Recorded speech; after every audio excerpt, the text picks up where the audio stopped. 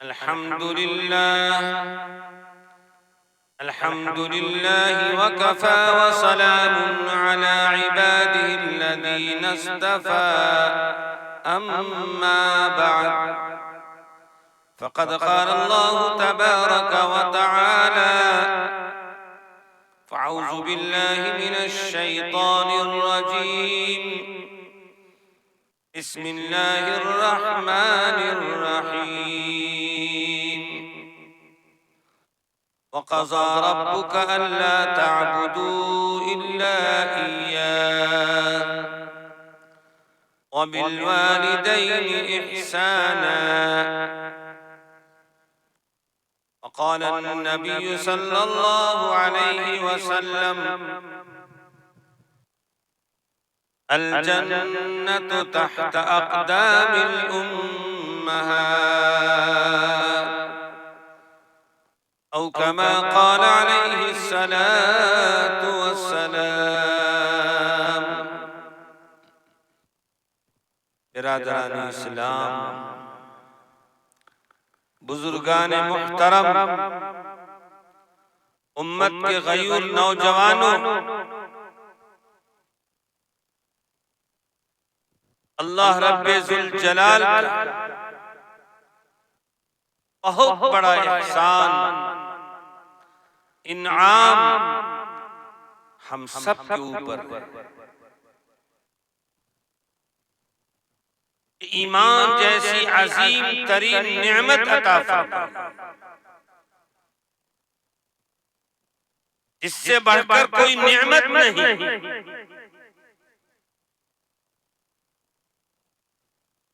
ये वो अजीम तरीन इनाम है जिसका कोई बदल नहीं।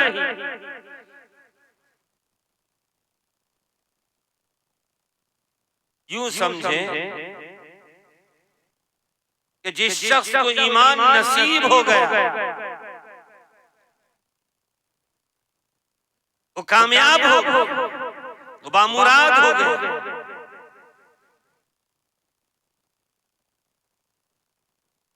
अल्लाह के हबीब जनाब मुहम्मदुर रसूलुल्लाह सल्लल्लाहु अलैहि वसल्लम ने एक मौके पर आपने इरशाद फरमाया, अल इस्लाम यहदिमु मा काना क़ब्लहु।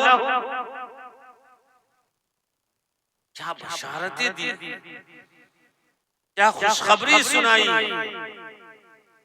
दोनों जहां के आका खातमुर रसूल जनाब मुहम्मदुर रसूलुल्लाह सल्लल्लाहु अलैहि वसल्लम ने इंसानियत को ये पैगाम दिया कि तुम्हारी जिंदगी कुफ्र और शिर्क की ज़लालत में गुजर रही थी। अल्लाह की तौफीक से अशहदु अल्ला इलाहा इल्लल्लाह व अशहदु अन्ना मुहम्मदर रसूलुल्लाह की शहादत दिया। अल्लाह की तौहीद को तस्लीम कर लिया, मान लिया, इकरार कर लिया, नबी की रिसालत पर ईमान ले आए, मोमिन और मुसलमान हो गए। तो याद रखो, तुम्हारी जिंदगी 100 साल की हो या 500 साल की हो, तुमने जितना जमाना कुफ्र और शिर्क में गुजारा है, इस ईमान की बरकत से, इस कलमे तौहीद की बरकत से अल्लाह ताला पूरे गुनाह को माफ।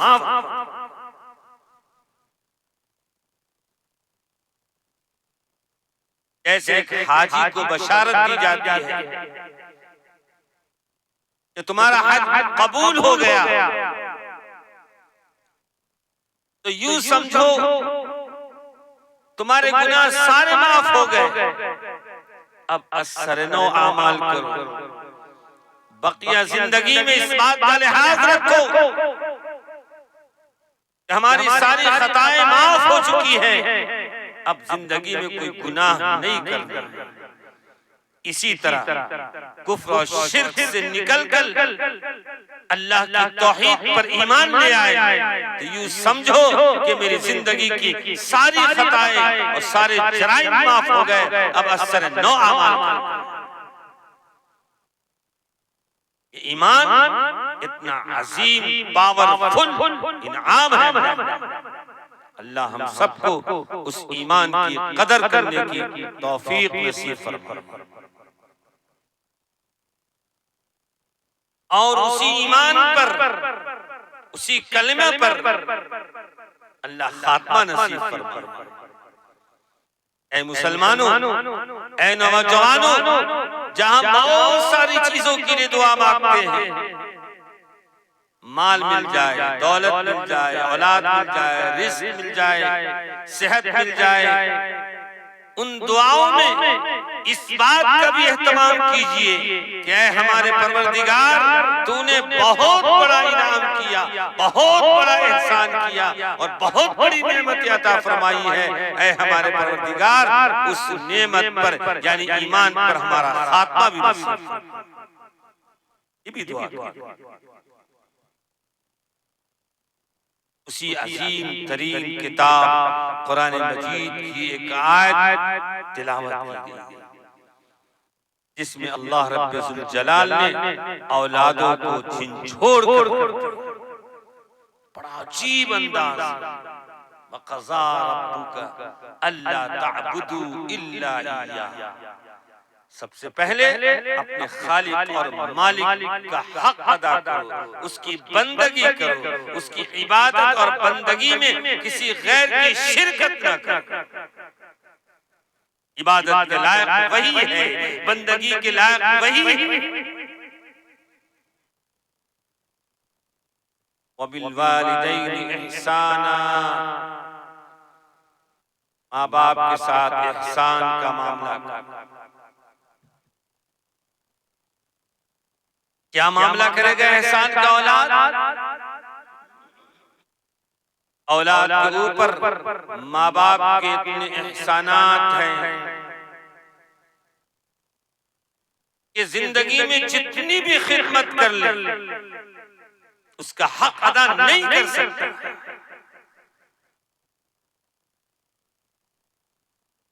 इसीलिए तो आका सल्लल्लाहु अलैहि वसल्लम ने फरमाया, माँ के कदमों के नीचे जन्नत, इम्मा यब्लुगन्न इंदकल किबर अहदुहुमा औ किलाहुमा, तुम्हारे माँ बाप दोनों के दोनों या दोनों में से एक बुढ़ापे को पहुंच जाए, उम्र रसीदा हो जाए, उनके आज़ा कमजोर हो जाए, तो उस वक्त तुम्हारा मामला अपने माँ बाप के साथ या उनमें से एक के साथ कैसा होना चाहिए? फला तकुल लहुमा उफ, क्या प्यारा अंदाज अल्लाह ने झिंझोड़ कर रख दिया कि खबरदार खबरदार, माँ बाप बूढ़े हो जाए, उनके आज़ा कमजोर हो जाए और उनकी जबान से एक ही बात बार बार निकलने लगे और बार बार तुमको कुछ कहने लगे, तो खबरदार उस वक्त उफ नहीं कहने। वला तनहरहुमा, और छिरकना नहीं। क्या बैठकर बक बक कर रहे हैं? आप अपने काम से काम रखिए, नमाज पढ़िए, खाना खाइए, उठिए, सोइए, इससे आपको मतलब रखिए और किसी चीज से आपको कोई मतलब नहीं।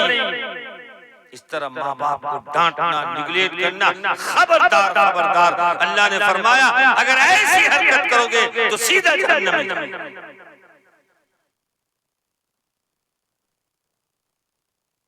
उनको डांटना नहीं, उनको उफ नहीं कहना, फिर क्या कहना? वक़ुल लहुमा क़ौलन करीमा, इज्जत के साथ, नरमी के साथ, आदाब के साथ, तवाज़ु, इनके सारी के साथ उनके सामने अदब से बात कर। तुम्हारी आवाज तुम्हारे माँ बाप की आवाज से ऊंची न हो जाए, वरना तुम्हारे अमाल अकारत हो जाए। माँ बाप ने अगर दिल पर ले लिया तो फिर आखिरत बर्बाद हो जाएगी। और याद रखिए अल्लाह के नबी सल्लल्लाहु अलैहि वसल्लम ने फरमाया, माँ बाप का नाफरमान अल्लाह ताला उसको दुनिया में सजा देता है।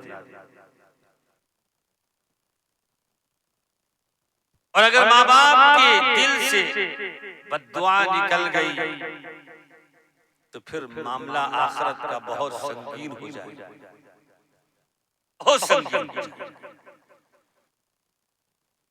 आज रोजमर्रा हम मुआशरे में देख रहे हैं माँ बाप के साथ क्या मामला हो रहा है। मगरबी तहजीब के जो असरात हमारे मुआशरे में आ चुके हैं, जिसकी वजह से तबाही आ रही है। जैसे ही शादी हुई, महीना, 2 महीना, 4 महीना, साल, 2 साल गुजरा, उसके बाद अपना घर बसा लिया। कोई मुश्किल नहीं, सही है, जायज है, घर बसाइए, 1 नहीं 4 बसाइए, लेकिन याद रखिए अपने माँ बाप को राजी करने के साथ,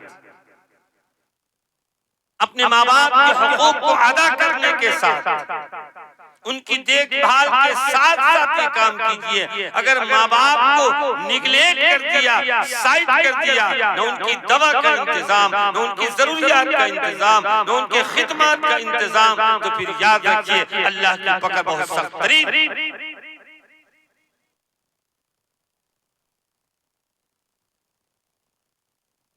माँ बाप जब राजी होंगे, माँ बाप जब खुश होंगे, तो ऐसी दुआएं उनसे मिलेंगी कि याद रखिए दुनिया भी बनेगी, खुदा की कसम आखिरत भी बनेगी।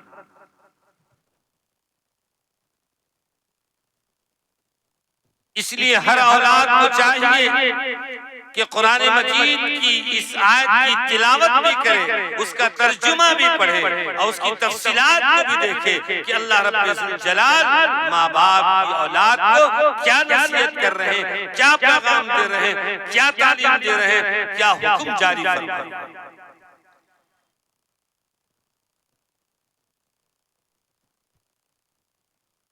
आज हमारे माशरे के अंदर, जिंदगी के अंदर जो परेशानियां हैं, कहते जिंदगी में चैन ही नहीं, सुकून ही नहीं है, परेशानी ही परेशानी है।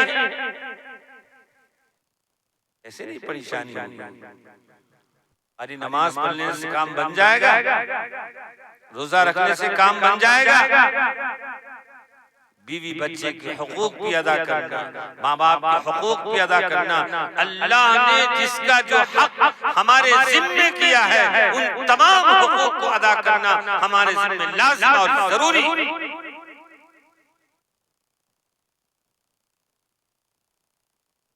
ये मुख्तसर सी जिंदगी में अल्लाह ने बेहतरीन नेमत, माँ बाप की नेमत है हमारी।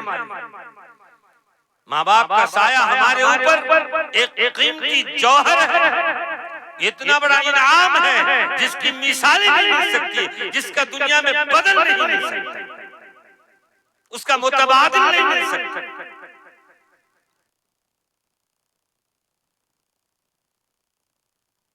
जिनको अल्लाह ताला ने सहूलतें दिया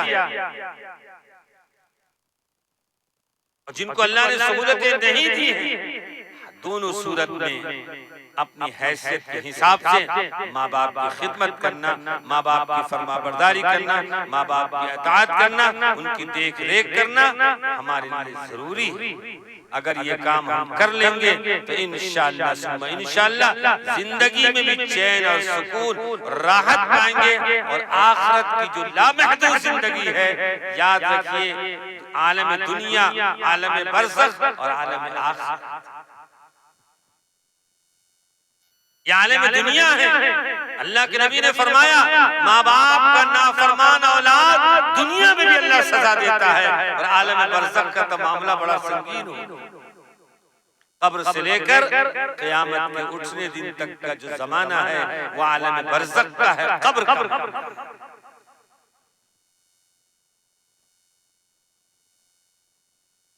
हमारी मुख्तसर से जिंदगी को जो अल्लाह ने दिया है उसकी कदर करना, और उसी जिंदगी में जिसका हमारे जिम्मे जो हक है उस हक को सही तरीके से अदा करने की कोशिश करना है।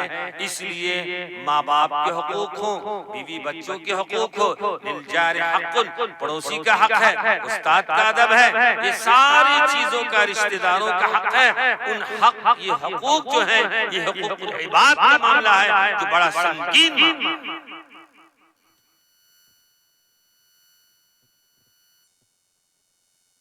अल्लाह से दुआ है, अल्लाह रब्बुल जलाल हर औलाद अपने माँ बाप का फरमा बरदार, खिदमत गुजार, अताअत गुजार बनाए।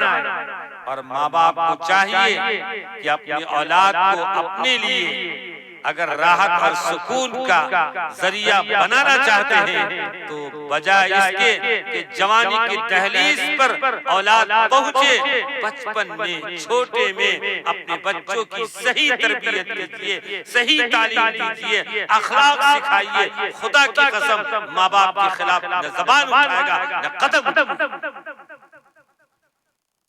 और अगर माँ बाप उनको छोड़ दिए, अखलाक का ख्याल नहीं किया, बेरा रवि पे जा रहा है, छोड़ दिया, मोहब्बत है, प्यार है, तो फिर याद रखिए अपने किए हुए की सजा और उसका खमियाजा खुद भुगतना पड़ेगा।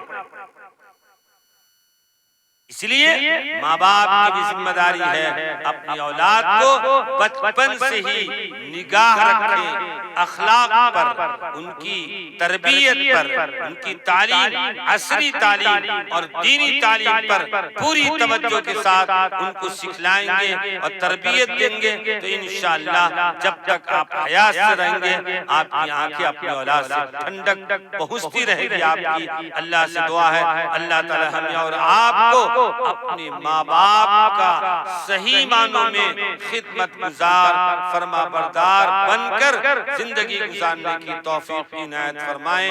व आखिर दावाना अनिल हम्दुलिल्लाहि रब्बिल आलमीन।